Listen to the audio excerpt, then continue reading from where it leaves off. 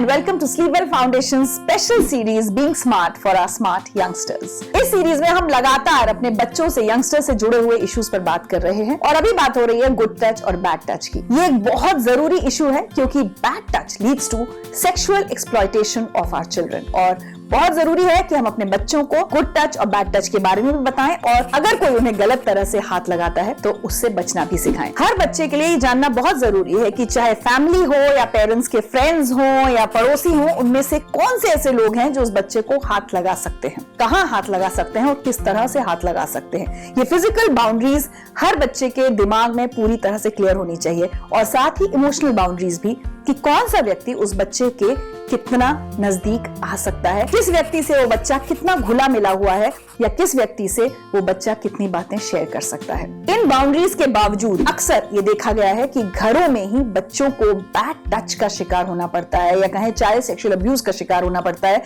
क्योंकि उन बच्चों के बहुत कोई अपने घर के बड़े लोग उनको सेक्सुअली एक्सप्लॉइट करते हैं। हर बच्चे को ये जानना जरूरी है कि बैड टच का अधिकार किसी को भी नहीं है, नॉट इवन योर पेरेंट्स। आपको बैड टच से कैसे बचना है? सबसे पहले, जैसे हमने पिछले वीडियो में बात की थी, आपको जब ये समझ में आ गया है कि आपके शरीर के कौन कौन से हिस्सों को कोई भी हाथ नहीं लगा सकता और नॉर्मल बॉडी पार्ट्स को भी किसी गलत ढंग से कोई हाथ नहीं लगा सकता, तो जैसे ही कोई भी बड़ा आपके साथ ये करे, आपको उस व्यक्ति को वहीं रोकना है। जोर से आवाज करके कहना है, no I don't like this, मुझे ये टच पसंद नहीं है। आपको उस व्यक्ति से डरना बिल्कुल नहीं है। कई बार आपको गलत तरह से छूने वाले बड़े लोग आपसे कह देंगे कि बेटा किसी से कहना नहीं वरना आपके लिए प्रॉब्लम हो जाएगी। इस तरह के ब्लैकमेलिंग में आपको बिल्कुल नहीं फंसना है।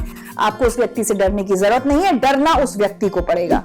आप अपने पेरेंट्स को या स्कूल में कुछ हुआ है तो अपनी टीचर को तुरंत जाकर इन्फॉर्म करें कि आपको गलत तरीके से हाथ लगाया गया है और किसने लगाया है ये भी जरूर बताएं। आपको इस तरह की इमोशनल ब्लैकमेलिंग में फंसने की बिल्कुल जरूरत नहीं है कि अगर आप किसी को बताएंगे तो आपके लिए प्रॉब्लम हो जाएगी। ये याद रखिए कि अगर आपको कोई गलत तरह से छू रहा है और आप उसकी शिकायत करते हैं तो प्रॉब्लम उसके लिए होगी, आपके लिए नहीं होगी। कभी भी ऐसे व्यक्ति के साथ कहीं अकेली जगह पर ना रहें। हमेशा ऐसी जगहों से तुरंत भाग जाएं। वो जगह एक वॉशरूम हो सकती है या कोई फैमिली गैदरिंग हो रही है, वहां पर कोई एक अकेला कमरा है या अंधेरा कमरा है जहां पर आपको कोई भी बड़ा व्यक्ति गलत तरीके से छूने की कोशिश कर रहा है, आपको कोई तरह के लालच दे रहा है कि हम तुमको ये देंगे, हमारे पास आ जाओ। बिल्कुल उनकी बातों में मत पड़िए, उस जगह से तुरंत भाग जाइए। अगर वो आपसे कहें कि किसी को बताना मत, तो आप ये क्लियर कीजिए कि मैं बताऊंगा या बताऊंगी, और बताइए भी अपने पेरेंट्स को, टीचर्स को, जिससे भी आपको सबसे ज्यादा कंफर्ट फील हो, उनसे शिकायत जरूर कीजिए। आपको गलत तरीके से छूने वाले को पनिशमेंट मिलनी ही चाहिए। और जो लोग आपको इस तरह से एक्सप्लॉइट करते हैं, याद रखिए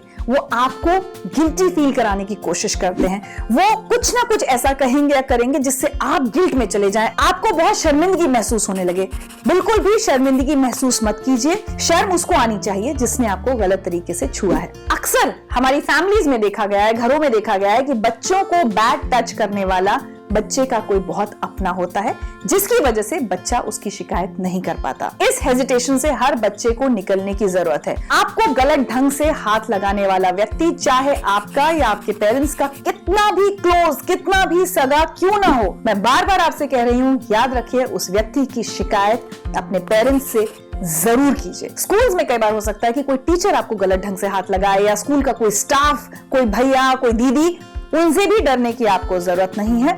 तुरंत किसी ऐसी टीचर से कंप्लेंट कीजिए जिनसे आप कंफर्टेबल फील करते हो और जिन पर आपको भरोसा हो कि वो आपकी बात सुनेंगी और एक्शन भी लेंगी। एक बहुत दुख की बात यह है कि जो बच्चे बैड टच का या सेक्सुअल एक्सप्लॉयटेशन का शिकार होते हैं बहुत कम उम्र में, वो सारी जिंदगी उसकी हर्ट और गिल्ट के साथ जीते हैं और उसका असर उनकी सारी जिंदगी पर पड़ता है। कैसे उस गिल्ट और हर्ट से बाहर निकलना है, कैसे अपने उस बैड टच की मेमोरीज को भूलकर आगे बढ़ना है, इस बारे में हम बात करेंगे अगले वीडियो में।